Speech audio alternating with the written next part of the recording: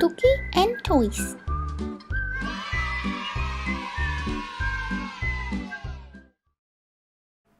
สวัสดีมาพบกับสลางจากตุกี้แอนทอยคนเก่าคนเดิมอีกแล้วแน่นอนว่ามาพบกับสลางแบบนี้ต้องมีเครื่องเล่นเกาหลีแบบใหม่นี่คือเครื่องเล่นเกาหลีที่มีชื่อว่าเครื่องมือเห็ดน้ำปั่นสตรอเบอรี่บลูเบอรี่และอาบน้ำให้น้อง Tuki and Toys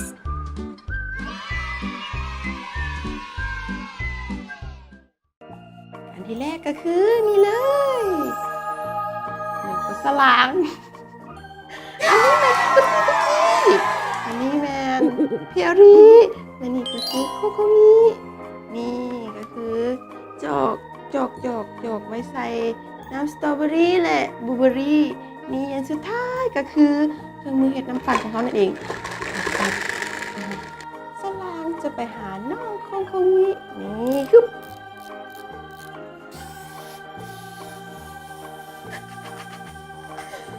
พอดว่าตัวนี้เอามาเบิ่งนะเอามาดมคือเปื้อนแท้โคโคมิคือเปื้อนแท้เสียลองมาดมมึงดูเป็นแท้ฉะนั้นเราต้องมาอาบน้ำให้โคโคมิเพราะว่าโคโคมิเปื้อนหลายโคโคมิต้องแยกส่งออกก่อนอุ๊ยปูไม่อายเขินโคโคมิว่าเขินนั่นช่วยต้องสร้างมาสร้างผมบินหลายผมบินหลายก่อนเริ่มนี่อยากรู้ว่าน้ำก้อนนี่เอามาไว้หยังนี่เอามาเบิ่งกันเลยนี่เห็นบ่อุ๊ยเปลี่ยนสี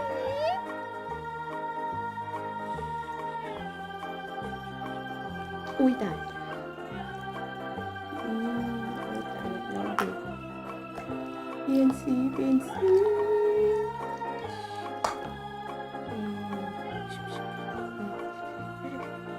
พอแล้วน้องตัดเปียกละอุ๊ยคนนี้อาบน้ำมาหล่อนหัวเปียกหัวเบิดใส่ส่งกันเลยใส่ส่งให้คนนี้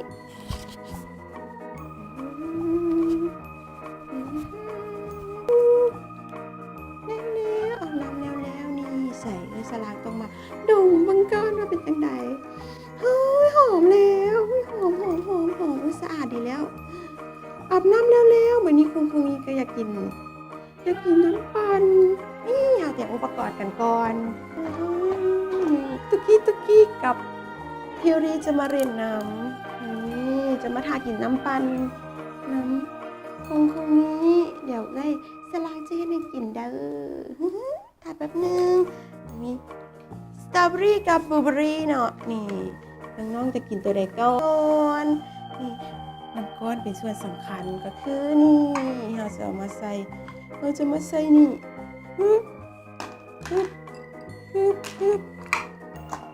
อีกอย่างหนึ่ง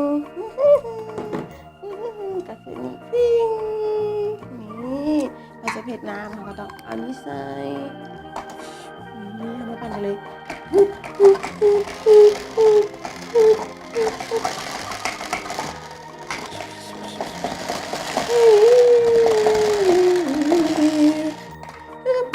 สตรอเบ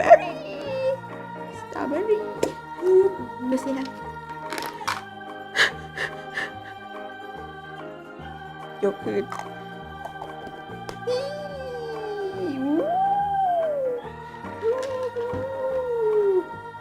แล้วนี่ก็คือสตรอเบอรี่เดี๋ยวยังอีกอันนึงก็คือบลูเบอรี่เนาะเอามาปั่นบลูเบอรี่กันเลยให้น้องตุกี้กิน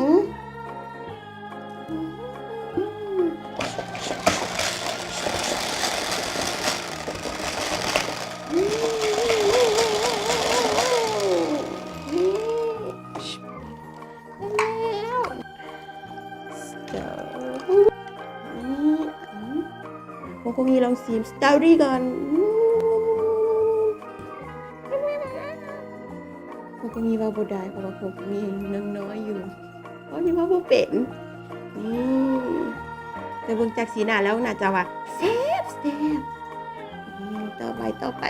ก็คือบลูเบอร์รี่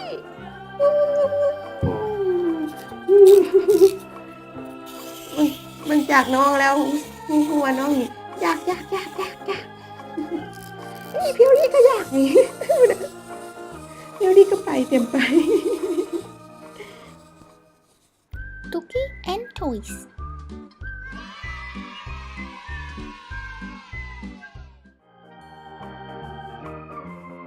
เป็นแนวใดมวนบอกับเครื่องลิ่นเฮ็ดน้ำปั่นสตรอเบอรี่บลูเบอรี่และอาบน้ำให้น้องมื้อหน้ามาพบกับสลางจากตุกี้แอนทอยได้ไหมกับเครื่องลิ่นเกาหลีแบบใหม่ๆอย่าลืมกดไลค์กดแชร์ให้สลางหน่อยเด้อบ๊ายบา